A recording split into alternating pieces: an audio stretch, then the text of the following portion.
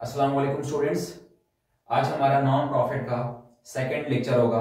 तो हमारे पास question number 2 है। पहले हम इसको रीड आउट कर लेते हैं।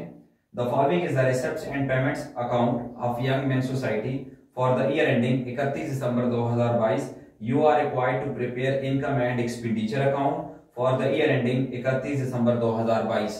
स्टूडेंट्स, फॉर्मेट हम बना चुके हैं, ठीक है, बल्कि क्वेश्चन भी ऑलमोस्ट मैं सारा सॉल्व कर चुका हूं ताकि टाइम कम लगे और आपको क्वेश्चन की समझ भी आ जाए। ठीक है, तो हम सीधा क्वेश्चन को स्टार्ट करते हैं। हमारे पास डेबिट साइड पे जो रिसिप्ट्स दी हुई हैं, पहला पॉइंट लिखा है बैलेंस फर्स्ट। ठीक है, इससे पहले भी लेक्चर में मैं आपको बता चुका हूं बैलेंस का मतलब कैश, जो कि हमारा क्या होता है एसेट, तो इसमें कहीं भी नहीं आएगा, इग्नोर। उसके बाद स्टूडेंट्स लिखा हुआ है एंट्रेंस फीस। ये आपको वही फर्स्ट लेक्चर की तरह एडमिशन फीस होती है, ठीक है, जो कि हमारे लिए क्या है इनकम। हमने एंट्रेंस फी को यहां लिख लिया इनकम वाली साइड। उसके बाद स्टूडेंट्स लिखा हुआ है डोनेशंस। अब इसको स्टूडेंट्स हमने कहां लिखा हुआ है इनकम साइड पे, ठीक है। इससे पहले लेक्चर में मैं आपको बता चुका हूं कि जब डोनेशन के साथ फंड का लफ्ज आ जाए, चैरिटी फंड, बिल्डिंग फंड, तो फिर वो हम बैलेंस शीट में लिखते हैं लायबिलिटी वाली साइड। लेकिन इसमें हमारे पास बैलेंस शीट नहीं बना रहे और कोई फंड वगैरह भी नहीं दिया हुआ, तो इसका मतलब है कि इसको हमने इनकम ही ट्रीट करना है, इनकम में ही लिखना है, ठीक है। उसके बाद स्टूडेंट्स सब्सक्रिप्शन, जो कि हमारी क्या होती है इनकम। अच्छा स्टूडेंट्स, जो मैं टिक लगा रहा हूं, आपने पेपर में बड़ी मेहरबानी ऐसा नहीं करना, ये मैं आपको समझाने के लिए साथ साथ लगा रहा हूं, ठीक है। तो सब्सक्रिप्शन हमारे लिए वो भी इनकम है। उसके बाद स्टूडेंट्स लिखा हुआ इंटरेस्ट ऑन इन्वेस्टमेंट।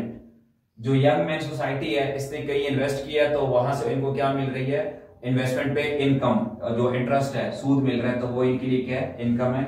उसके बाद स्टूडेंट्स जरा ये पॉइंट देखिएगा, ये लिखा हुआ है सेल ऑफ फर्नीचर, ब्रैकेट में कह रहे हैं बुक वैल्यू 2000 और बाहर वैल्यू 1370। अब स्टूडेंट्स इस पॉइंट को भी साथ ही मैं समझा देता हूं वन बाय वन करके। अब यहां लिखा है sale of furniture, young man society ने अपना कोई फर्नीचर सेल की है। बुक वैल्यू ये समझ लें कि जिसमें से माइनस करते हैं डेप्रिसिएशन, ठीक है, बुक ओरिजिनल वैल्यू में से, तो उस ओरिजिनल वैल्यू में से जब माइनस करते हैं डेप्रिसिएशन यूज करने के बाद जो वैल्यू बच जाती है, ठीक है, तो वो वैल्यू बता रहे हैं कि 2000 थी, लेकिन सेल कितने की है 1370 रुपए का। इट्स मीन ये समझ लें कि जो सेल होने की कीमत लगी थी या लगनी चाहिए थी वो 2000 थी, लेकिन सेल कितने का हुआ फर्नीचर 1370 का। तो हमें क्या हुआ नुकसान। तो नुकसान का मतलब है स्टूडेंट्स हमारे लिए इनकम तो नहीं बनेगी, तो क्या बनेगा एक्सपेंडिचर, ठीक है। हम यहां लिख लेंगे loss on sale of furniture, 2000 में से 1370 माइनस करके 630 बाहर लिख लेंगे। अब स्टूडेंट्स यहां अगर लिखा होता sale of furniture, book value 2000 होती और बाहर लिखा होता 2500 फॉर एग्जांपल, तो फिर हमारे लिए 500 प्रॉफिट, तो फिर वो हम इधर इनकम पे लिखते हैं, ठीक है। तो फिलहाल हमें लॉस हो रहा है, यहां लिख लेंगे। उसके बाद स्टूडेंट्स कह रहे हैं सेल ऑफ ओल्ड पेपर्स, कोई ओल्ड पेपर वगैरह हमने सेल किए तो ये हमारे लिए क्या है इनकम है। उसके बाद students receipts from recreation, recreation का मतलब कोई तफरीह वगैरह, ठीक है जी। तो आपको मैं पहले लेक्चर में बता चुका हूं शॉर्टकट कि जहां रिसिप्ट का लफ्ज आ जाए समझ है वो आपके लिए क्या है इनकम ही है। अगर आपने इस चैप्टर को आसानी से समझने तो इन शॉर्टकट ट्रिक्स को लाजमी याद रखिएगा, ठीक है। उसके बाद कह रहे हैं मिसलेनियस रिसिप्ट्स, ये भी हमारे लिए क्या है इनकम है। अब सामने आते हैं स्टूडेंट्स पेमेंट साइड पे, बुक्स, याद रखिए स्टूडेंट्स बुक्स सारा साल चलती हैं, ये हमारे क्या होते हैं एसेट, तो इसको इग्नोर कर देंगे। उसके बाद प्रिंटिंग एंड स्टेशनरी एक्सपेंस। उसके बाद न्यूज़पेपर वगैरह, कोई अखबार वगैरह परचेज किए होंगे एक्सपेंस। स्पोर्ट्स मटेरियल परचेज, ये जरा गौर से देखिएगा स्टूडेंट्स इस पॉइंट को। स्पोर्ट्स मटेरियल वैसे हमारे एसेट होते हैं, जो किट वगैरह होती है क्रिकेट वगैरह या, ठीक है ना, तो ये हम सारा साल इस्तेमाल करते हैं, ये हमारा एसेट होता है।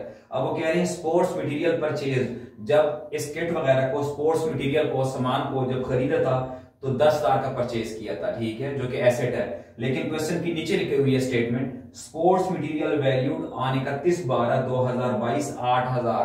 कह रहे जब हमने परचेज किया था स्पोर्ट्स मटेरियल तो 10,000 का था, लेकिन साल के एंड में अब स्पोर्ट्स मटेरियल की वैल्यू कितनी रह गई है 8000। तो कितना इस्तेमाल हो गया स्टूडेंट्स 2000 का।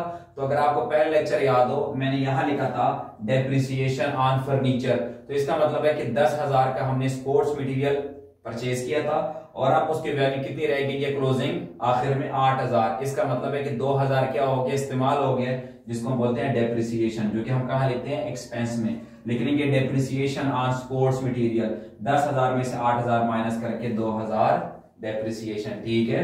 उसके बाद स्टूडेंट्स रिपेयर जो कि हमारे लिए क्या होते हैं, एक्सपेंस।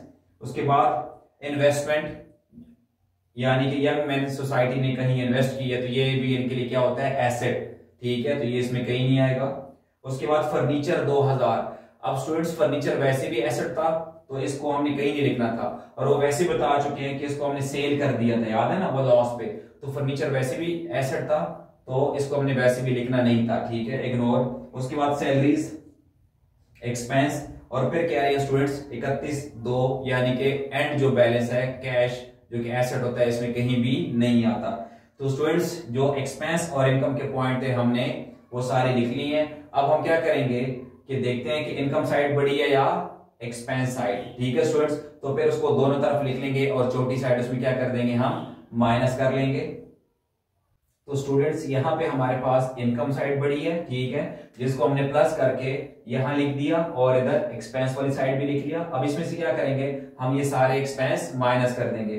तो स्टूडेंट्स इसमें से हमने ये सारे एक्सपेंस ऑलरेडी माइनस कर दिए और हमारे पास आंसर आ गया है 23,660। ठीक है स्टूडेंट्स, और इसको हम क्या नाम देंगे, सरप्लस का। क्या नाम देंगे, सरप्लस, जो कि एग्जैक्ट बुक वाला आंसर है।